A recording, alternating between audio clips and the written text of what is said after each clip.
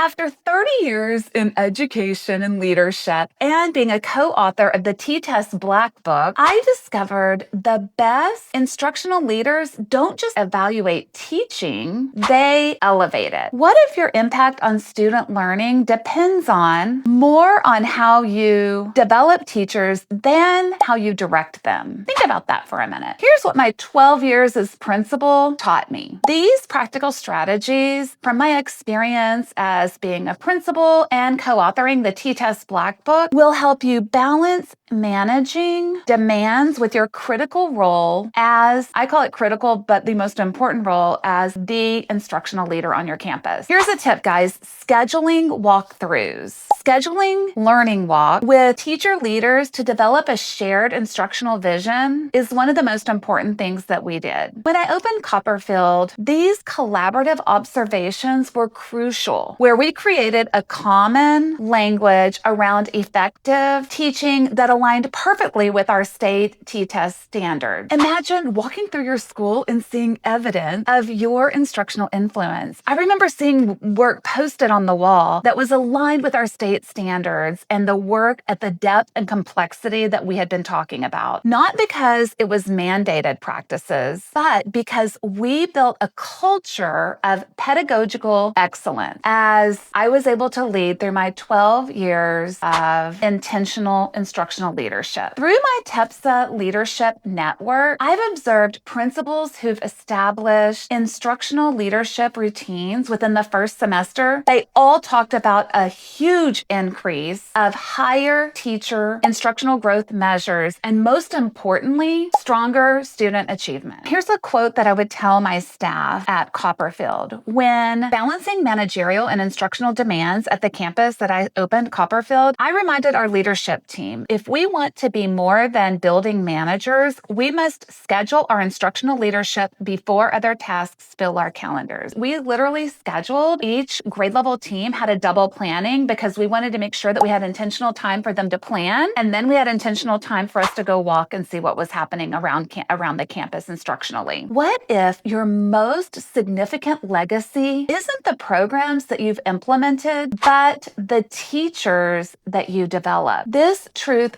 guided my leadership as I was principal. And it's evidenced in many of the teachers that I had back in the day when we opened the campus. Many of them are in leadership positions now, either in the assistant principal realm, or even at district offices. What's your most effective instructional practice? Here's a challenge. Implement one new instructional leadership routine this month. Think about it. What's one thing that you could implement that could really move the needle with instruction? Share your comments below and be sure to check out our responsive learning website. There are many tools that can be able to support you as you're going through this instructional leadership journey. Guys, the work you do matters. You've got this.